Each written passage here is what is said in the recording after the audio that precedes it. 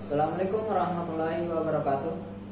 Kami dari kelompok 1 ingin memaparkan materi kronologi dan fakta-fakta tentang peristiwa pembantaian PKI tahun 1965 sampai 1966 dengan beranggotakan Dewi Lestari, Zulhendrawan, Rahmat, Aslinda, Faki Akbarudin, Musmuliana, Muhammad Rahmat, dan Risaldi.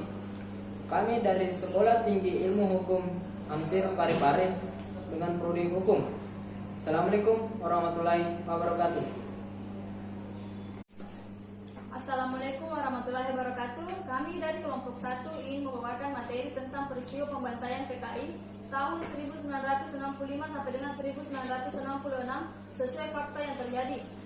Latar belakang, Partai Komunis Indonesia atau PKI merupakan partai komunis terbesar ketiga di dunia. Kadernya berjumlah sekitar 300.000. Sementara anggotanya diperkirakan sebanyak 2 juta orang. Selain itu, PKI juga mengatur serikat-serikat buruh. Dukungan terhadap kepresidenan Soekarno bergantung pada populasi atau nasakom antara militer, kelompok agama, dan komunis. Perkembangan pengaruh dan kemilitanan PKI serta dukungan Soekarno terhadap partai tersebut menumbuhkan kekhawatiran pada kelompok muslim dan militer. Ketegangan mulai menyelimuti perpolitikan Indonesia pada awal dan pertengahan tahun 1960-an. Upaya PKI untuk mempercepat reformasi tanah, membesarkan keuntungan tanah, dan mengancam posisi sosial para kiai. Pada tanggal 1 Oktober 1965, 6 jenderal atau 3 diantaranya dalam proses penjemputan paksa pada pagi hari, sedangkan 3 sisanya dan 1 orang perwira menengah pada sore hari dibunuh oleh kelompok yang menyebut diri mereka sebagai Dewan Revolusi. Namun Soeharto menamai gerakan Dewan Revolusi tersebut sebagai gerakan 30 September. Walau fakta sejarahnya aksi penjemputan paksa dilakukan pada jam 4 pagi tanggal 1 Oktober 1965 untuk mendekatkan penyebutan Gestapo dengan sebutan Gestapo atau polisi rahasia Nazi Jerman yang dikenal bengis dan kejam, maka pemimpin-pemimpin utama militer Indonesia tewas atau hilang sehingga Soeharto mengambil alih kekuasaan angkatan bersenjata atau yang dilakukan atas inisiatif sendiri tanpa berkoordinasi dengan Presiden Soekarno selaku pemangku jabatan Panglima tertinggi menurut undang-undang dalam struktur komando di tubuh APRI. Pada tanggal 2 Oktober, ia mengendalikan ibu kota dan mengumumkan bahwa upaya kudeta telah gagal. Angkatan bersenjata menuduh PKI sebagai dalam peristiwa tersebut. Pada tanggal 5 Oktober, jenderal-jenderal yang tewas dimakamkan. Propaganda militer mulai disebarkan dan menyerukan pembersihan di seluruh negeri. Propaganda ini berhasil meyakinkan orang-orang Indonesia dan pemerhati internasional bahwa dalam dan semua peristiwa ini adalah PKI. Penyangkalan PKI sama sekali tidak berpengaruh, maka ketegangan dan kebencian yang terpendam selama bertahun-tahun pun meledak. Pembersihan politik. Pemimpin-pemimpin militer yang diduga sebagai simpatisan PKI dicabut jabatannya Majelis Permusyawaratan Rakyat.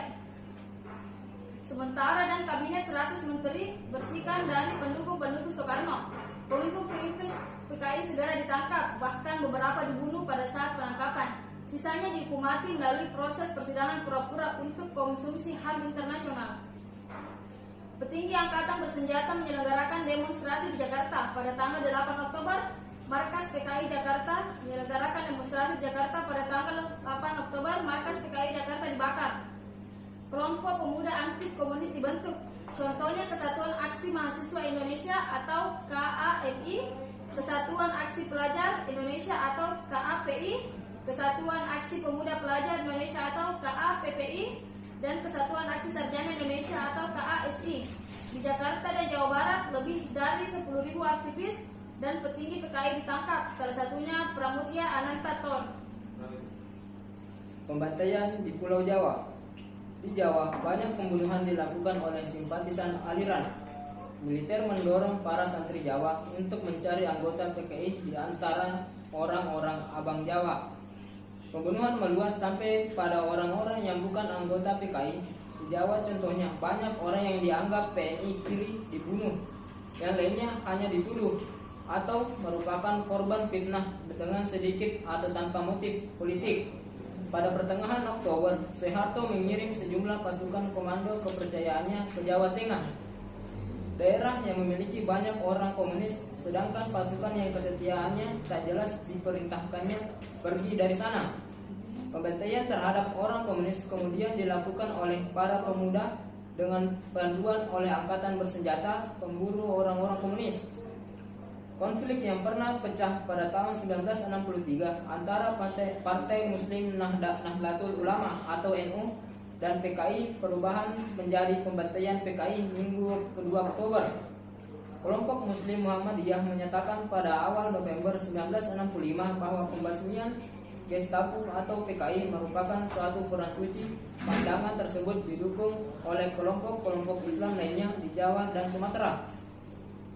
Bagi banyak pemuda, membunuh orang komunis merupakan suatu tugas keagamaan di tempat-tempat adanya pusat komunis di Jawa Tengah dan di Jawa Timur. Kelompok-kelompok Muslim menganggap bahwa mereka adalah korban serangan komunis supaya mereka memperoleh pembenaran atas pembantaian yang mereka lakukan. Mereka biasanya mengungkit-ungkit peristiwa Madiun pada tahun 1946. Para pelajar Katolik di daerah Yogyakarta meninggalkan asrama mereka pada malam hari untuk ikut membunuh orang-orang komunis yang tertangkap. Untuk bagian besar daerah, pembantaian mereda pada bulan-bulan awal tahun 1966. Namun di daerah-daerah tertentu di Jawa Timur, pembantaian berlangsung sampai bertahun-tahun. Di Blitar, ada aksi gerilya yang dilakukan oleh anggota-anggota PKI yang selamat. Aksi tersebut berhasil diberantas pada 1967 dan 1968. Mbah Suro, seorang pemimpin kelompok komunis yang bercampur mistisisme tradisional, bersama para pengikutnya membangun pasukan. Dia dan ke-80 pengikut terbunuh dalam sebuah perang perlawanan yang menghadapi angkatan bersenjata di Indonesia. Pembersihan dimulai pada Oktober 1965 di Jakarta, yang selanjutnya menyebar ke Jawa Tengah, Jawa Timur, dan Bali. Pembantaian dalam skala kecil dilancarkan di sebagian daerah di pulau-pulau lainnya, terutama Sumatera. Pembantaian terburuk meletus di Jawa Tengah dan Jawa Timur. Korban jiwa juga dilaporkan berjatuhan di Sumatera Utara dan Bali. Petinggi-petinggi PKI diburu dan ditangkap. Petinggi PKI Joto ditembak pada tanggal 6 November. Ketua PKI Dipa Nusantara Aidit pada 22 November dan Wakil Ketua PKI MH Lukman segera sesudahnya. Kebencian terhadap komunis dikobarkan oleh Angkatan Darat sehingga banyak produk Indonesia yang ikut serta dalam pembantaian ini. Peran Angkatan Darat dalam peristiwa tidak pernah diterangkan secara jelas. Di beberapa tempat angkatan bersenjata melatih dan menyediakan senjata kepada milisi lokal. Di tempat lain, para vigilante mendahului angkatan bersenjata, meskipun pada umumnya pembantaian tidak berlangsung sebelum tentara mengenakan sanksi kekerasan. Di beberapa tempat, milisi tahu tempat pemukiman komunis dan simpatisannya. Sementara di tempat lain, tentara meminta daftar tokoh komunis dari kepala desa. Keanggotaan PKI tidak disembunyikan dan mereka mudah ditemukan dalam masyarakat.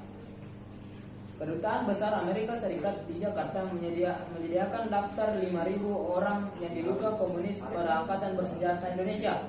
Beberapa cabang PKI melancarkan perlawanan dan pembunuhan belasan tentara, tetapi sebagian besar sekali tidak mampu melawan. Tidak semua korban merupakan anggota PKI. Seringkali cap PKI diterapkan pada tokoh-tokoh Partai Nasional Indonesia atau PNI yang beraliran kiri. Dalam kasus-kasus lainnya, para korban merupakan orang-orang yang hanya dituduh dan diduga komunis. Warga keturunan Tionghoa juga turut menjadi korban. Beberapa orang mereka dibunuh dan harta bendanya mereka dijarah. Di Kalimantan Barat, sekitar 18 bulan setelah pembantaian di Jawa, orang-orang Dayak mengusir 45.000 warga keturunan Tionghoa dari wilayah pedesaan. Ratusan hingga ribuan di antara mereka tewas dibantai. Metode pembantaian meliputi penebakan atau penenggelaman dengan menggunakan pedang Jepang. Mayat-mayat dilempar ke sungai hingga pejabat-pejabat mengeluh karena sungai yang mengalir ke Surabaya tersumbat oleh jenazah di wilayah seperti Kediri.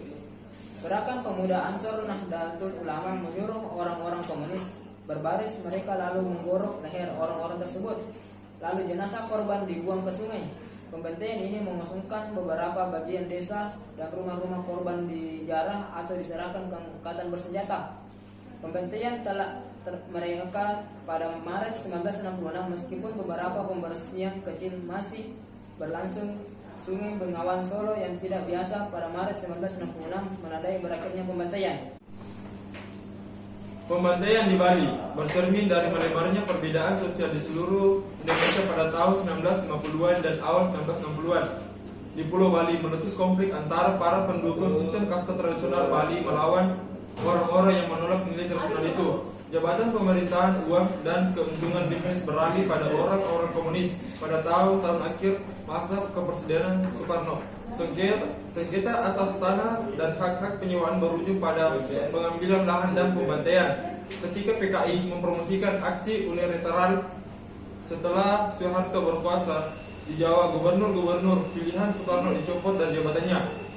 Orang-orang komunis kemudian dituduh atas penghancuran budaya, agama, serta karakter Pulau Bali. Rakyat Bali seperti hal-hal rakyat Jawa didorong untuk menghancurkan PKI sebagai satu-satunya pulau yang didominasi Hindu di Indonesia. Bali tidak memiliki kekuatan Islam yang terlibat di Jawa, dan tuan tanah PKI menghasut pembasmian anggota PKI. Pendeta tinggi Hindu melakukan ritual persembahan untuk menenangkan roh yang marah akibat pelanggaran yang melewatkan dan gangguan sosial. Pemimpin Hindu Bali Ida Bagus Oka memberitahu umat Hindu tidak ada keraguan bahwa musuh revolusi kita juga merupakan musuh terkejam dari agama dan harus dimusnahkan dan dihancurkan sampai akar-akarnya. Seperti halnya sebagai Jawa Timur, Bali mengalami keadaan nyaris terjadi para saudara ketika orang-orang komunis berkumpul kembali. Keseimbangan kekuasaan beralih pada orang-orang anti komunis pada tahun 1965 Desember, ketika angkatan bersenjata resmi, para komando dan unit berjiwa tiba di Bali setelah melakukan pembantaian di Jawa. Komandan militer Jawa mengizinkan sekuat Bali untuk membantai sampai dihentikan. Berkelebihan dengan Jawa Tengah tempat angkatan bersenjata mendorong orang-orang untuk membantai atau Gestapo. Di Bali keinginan untuk membantai justru sangat besar dan sempotan setelah memperoleh persediaan logistik, sampai militer harus ikut campur untuk mencegah anarki. Serangkaian pembantaian yang mirip dengan peristiwa di Jawa Tengah dan Jawa Timur pemimpin oleh para pemuda PNI berkaos hitam selama beberapa bulan. Skuad maut milisi menyusuri desa-desa dan menangkap orang-orang yang diduga PKI antara Desember 1965 dan awal 1966. Diperkirakan ada 80.000 orang Bali dibantai, sekitar 5% dari revolusi Pulau Bali saat itu, dan lebih banyak dari daerah manapun di Indonesia. Pada daerah Sumatera, tindakan PKI berupa gerakan penghuni liar dan kampanye melawan bisnis asing di perkebunan Sumatera memicu aksi balasan yang cepat terhadap orang-orang komunis. Di Aceh sebanyak 40.000 orang dibantai, dari sekitar 200 korban jiwa di seluruh Sumatera. Pemberontakan kedaerahan pada akhir 1950-an semakin memperumit peristiwa di Sumatera karena banyak mantan pemberontakan yang dipaksa untuk berafiliasi dengan organisasi-organisasi komunis untuk membuktikan kesetiaan mereka kepada Republik Indonesia. Berhentinya pemberontakan tahun 1950-an dan pembantaian tahun 1965 oleh kebanyakan masyarakat Sumatera dipandang sebagai penduduk suku Jawa di Lampung. Faktor lain dalam pembantaian itu tampaknya adalah transmigrasi penduduk dari Jawa. Jumlah korban, meskipun garis besar peristiwa diketahui, namun tidak banyak yang diketahui mengenai pembantaiannya, dan jumlah pasti korban meninggal hampir tak mungkin diketahui. Hanya ada sedikit wartawan dan akademisi barat di Indonesia pada saat itu. Angkatan bersenjata merupakan satu dari sedikit sumber informasi. Sementara rezim yang dilakukan, pemerintahan berkuasa sampai 3 dawarsa. Media di Indonesia ketika itu dibatasi oleh larangan-larangan di bawah demokrasi terpimpin dan oleh Orde Baru yang mengambil alih pada Oktober 1966. Karena pembantaian terjadi puncak di Perang Dingin, hanya sedikit penyelidikan internasional yang dilakukan karena beresiko memperkusut prarasa Barat terhadap Soeharto dan Orde Baru atas PKI dan Orde Lama. Dalam waktu 20 tahun pertama setelah pembantaian muncul 39 perkiraan serius mengenai jumlah korban. Sebelum pembantaian selesai, angkatan bersenjata memperkirakan sekitar 78.500 telah meninggal, sedangkan menurut orang-orang komunis yang trauma, perkiraan awalnya mencapai 2 juta korban jiwa. Di kemudian hari, angkatan bersenjata memperkirakan jumlah yang dibantai dapat mencapai sekitar 1 juta orang. Pada 1966, memperkirakan jumlah korban meninggal sekitar 200.000 orang, dan pada 1985 mengajukan perkiraan mulai dari 500.000 sampai 1 juta orang. Sebagian besar sejarawan sepakat bahwa setidaknya setengah juta orang dibantai oleh banyak dari peristiwa manapun dalam sejarah Indonesia.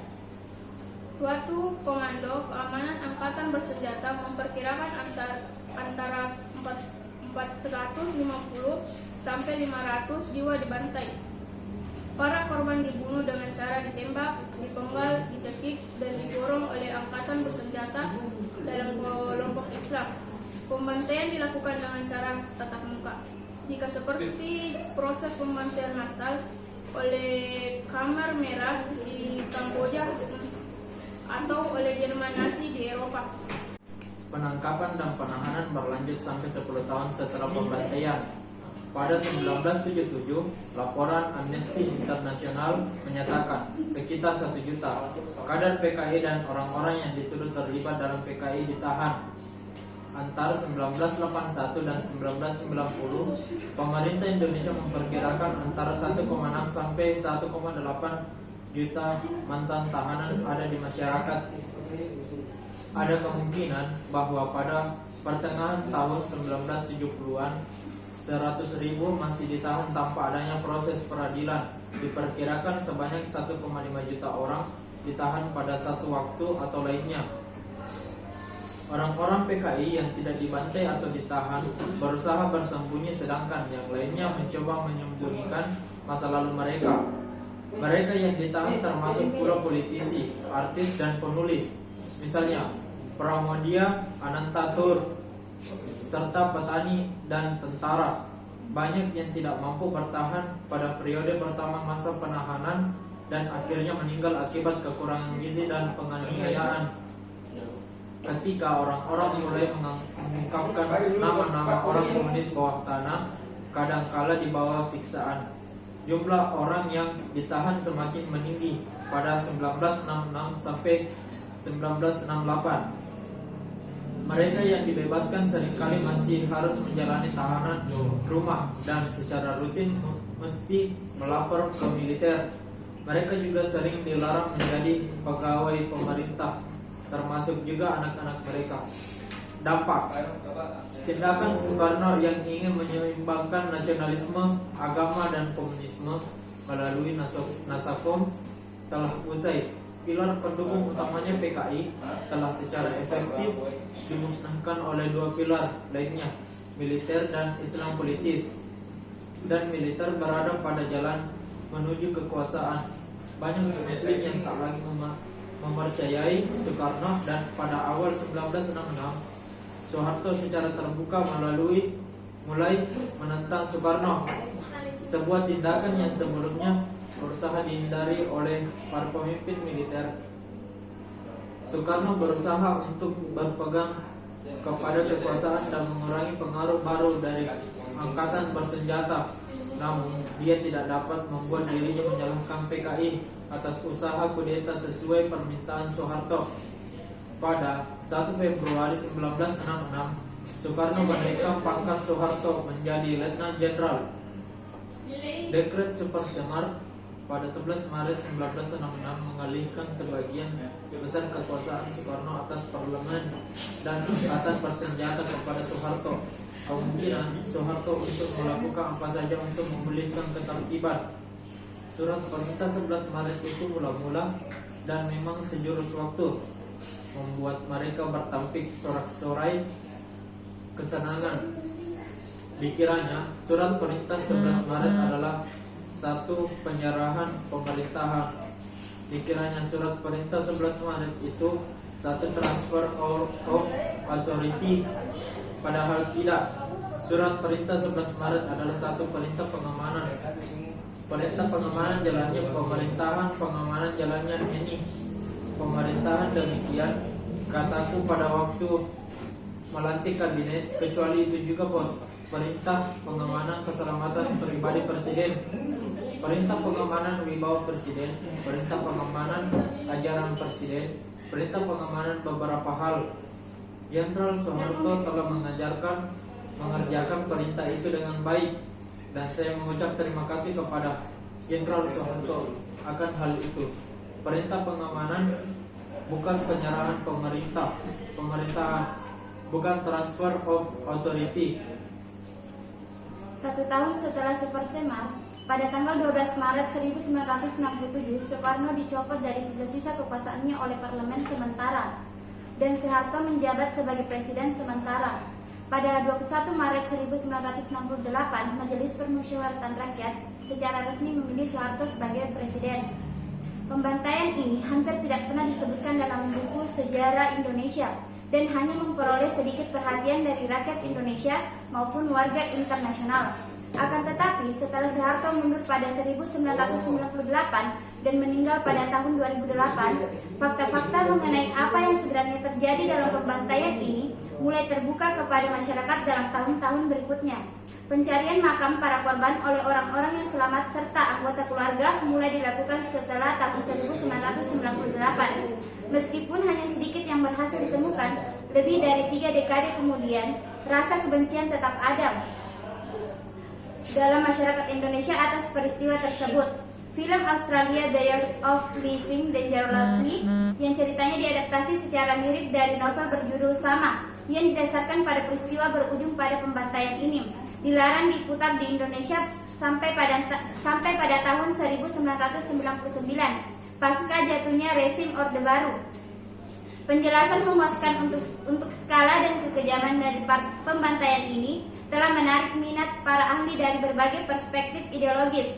Salah satu pendapat memandang kebencian komunal di balik pembantaian sampai pemaksaan demokrasi parlementer ke dalam masyarakat Indonesia, mengklaim bahwa perubahan semacam ini secara budaya tidak sesuai dan sangat mengganggu pada masa 1950-an pasca kemerdekaan. Pendapat yang berlawanan adalah ketika Soekarno dan angkatan bersenjata menggantikan proses demokrasi dengan otoritarianisme, persaingan kepentingan yaitu antara militer, Islam politis, dan komunisme tidak dapat secara terbuka diperdebatkan, melainkan lebih ditekan dan hanya dapat ditunjukkan dengan cara-cara kekerasan. Keterlibatan Amerika Serikat.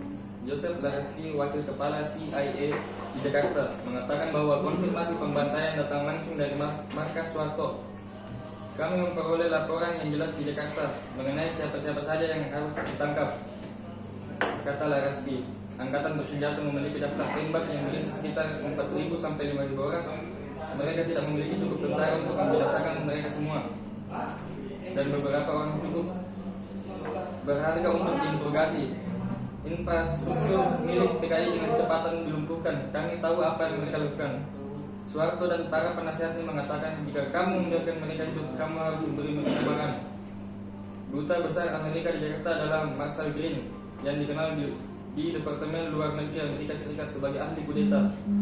Green telah tiba di Jakarta hanya beberapa bulan sebelumnya, membawa serta reputasi karena telah mendukung penggulingan diktator Korea Syngman Rhee yang telah keluar bersama Amerika ketika pembantaian berlangsung di Indonesia. Manual mengenai pengorganisasian pelajar yang ditulis dalam bahasa Inggris dan bahasa Korea disebarkan oleh Kedutaan Amerika Serikat Kesatuan Aksi Mahasiswa Indonesia atau KAMI. Amerika Serikat juga secara langsung mendanai mereka yang berpartisipasi dalam penindasan terhadap orang-orang komunis. Pada tanggal 2 Desember 1965, Green pendukung rencana untuk menyediakan 50 juta rupiah untuk apa yang disebutkan sebagai gerakan Cut Gestapo, yang dia gambarkan sebagai kelompok aksi sipil tetapi terilhami tentara yang membawa beban upaya represif yang dituju kepada PKI, terutama di Jawa Tengah. Green tidak menyebutkan fakta bahwa upaya represif saat ini terhadap PKI di Jawa Tengah meliputi, menurut Konsulat Amerika Serikat di Medan, usaha untuk membasmi semua orang PKI. Apakah dia menyadari fakta ini atau tidak?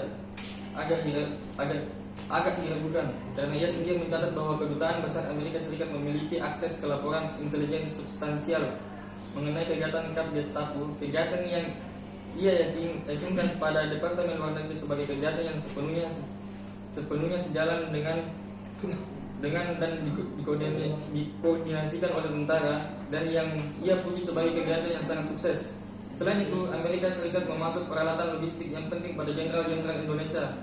Para jenderal memintanya melalui penghubung yang ditunjuk di Bangkok, Thailand. Dukungan itu datang terutama dalam bentuk alat komunikasi taktis dengan tujuan menghubungkan Jakarta dan pasukan militer yang melaksanakan penindasan terhadap PKI di Sumatera, Jawa, dan Sulawesi. Amerika Serikat juga menyediakan senjata yang berasal dari Amerika Serikat maupun yang bukan dari Amerika Serikat, yang secara khusus merupakan permintaan untuk mensenjatai pemuda Muslim dan nasional di Jawa Tengah untuk digunakan melawan PKI. Kawat diplomatik menunjukkan bahwa senjata-senjata ini adalah senjata ringan digunakan untuk membunuh dari jarak dekat. Brent Simpson, asisten profesor sejarah dan studi internasional di Princeton University dan direktur proyek dokumentasi Indonesia atau Timur di George Washington University, menyatakan bahwa Amerika Serikat terlibat langsung sejauh bahwa mereka menyediakan bantuan kepada angkatan bersenjata Indonesia yang mereka berikan untuk membantu memfasilitasi pembunuhan massal. Pada tanggal 5 Oktober 1965, Green mengirimkan telegram ke Washington mengenai bagaimana Amerika Serikat dapat membentuk perkembangan untuk keuntungan kita. Rencananya adalah untuk memperburuk nama PKI dan melindunginya. Soekarno, propaganda ini harus didasarkan pada penyebaran kisah pengkhianatan, kesalahan, dan kebrutalan PKI. Pada puncak pertumpahan darah, Green meyakinkan Jenderal Soeharto, Amerika Serikat umumnya bersimpati dan mengagumi apa yang sedang dilakukan angkatan bersenjata. Adapun mengenai jumlah korban, Howard Federsteele, ahli Indonesia di Biro Intelijen dan Penelitian Departemen Luar Negeri Amerika Serikat pada tahun 1965 mengatakan tidak ada yang peduli selama mereka adalah komunis. Mereka harus dibantai. Tidak ada yang merasa perlu melakukan sesuatu mengenai hal itu. Perkembangan kontemporer setelah Soeharto mundur, bakat adanya Revolusi 1998, Parlemen membentuk Komisi Kebenaran dan Rekonsiliasi untuk menganalisis pembunuhan massal, tetapi itu ditangguhkan oleh Pengadilan Tinggi. Sebuah konferensi akademis mengenai pembantaian diadakan di Singapura pada tahun 2009. Pada bulan Mei 2009, pada waktu yang berdekatan dengan konferensi Singapura, penerbit di Britania Raya, Podcast Box menerbitkan buku yang ditulis oleh Nathaniel Mel berjudul Pertumpahan Darah Indonesia, Amerika Serikat, Britania Raya dan Pembunuhan Massal Indonesia 1965 sampai dengan 1966, sebuah survei tingkat pengantar mengenai pembantaian dan dukungan berat untuk Soeharto. Pada 23 Juli 2012, Komisi Nasional Hak Asasi Manusia Komnas HAM menyatakan pembantaian orang-orang yang dituduh komisi itu merupakan pelanggaran HAM yang berat. Setelah melakukan penyelidikan selama 4 tahun, bukti dan hasil pemeriksaan saksi menunjukkan adanya 9 kejahatan yang masuk kategori kejahatan terhadap kemanusiaan.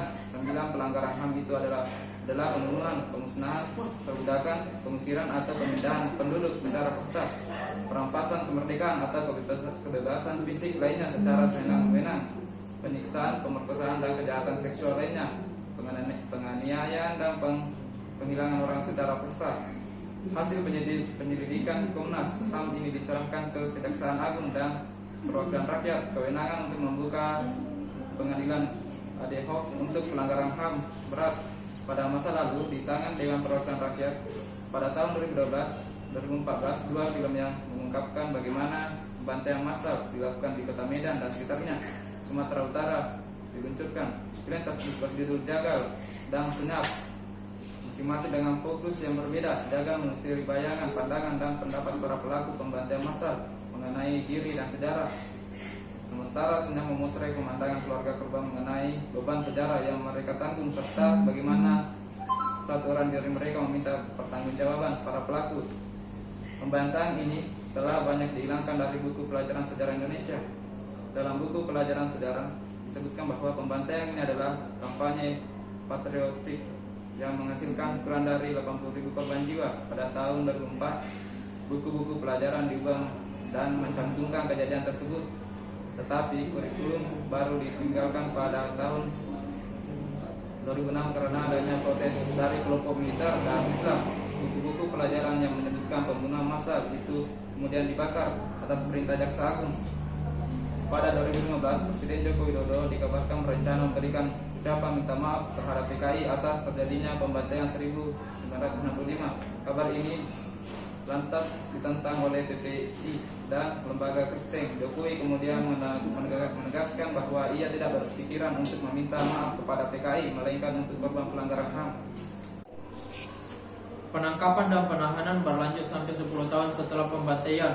Pada 1977, laporan Amnesty International menyatakan sekitar 1 juta kader PKI dan orang-orang yang dituduh terlibat dalam PKI ditahan. Antara 1981 dan 1990, pemerintah Indonesia memperkirakan antara 1,6 sampai 1,8 juta mantan tahanan ada di masyarakat. Ada kemungkinan bahwa pada pertengahan tahun 1970-an 100.000 masih ditahan tanpa adanya proses peradilan. Pembunuhan massal di Indonesia 1965-1966. Sebuah survei tingkat pengantar mengenai pembantaian dan dukungan Barat untuk Soeharto. Pada 23 Juli 2012, Komisi Nasional Hak Asasi Manusia atau Komnas HAM menyatakan pembantaian orang-orang yang dituduh komunis itu merupakan pelanggaran HAM yang berat. Setelah melakukan penyelidikan selama 4 tahun, bukti dan hasil pemeriksaan saksi menunjukkan adanya 9 kejahatan yang masuk kategori kejahatan terhadap kemanusiaan.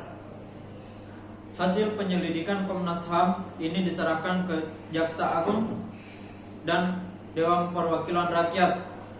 Kewenangan untuk membuka pengadilan ad hoc untuk pelanggaran HAM berat pada masa lalu ada di tangan Dewan Perwakilan Rakyat.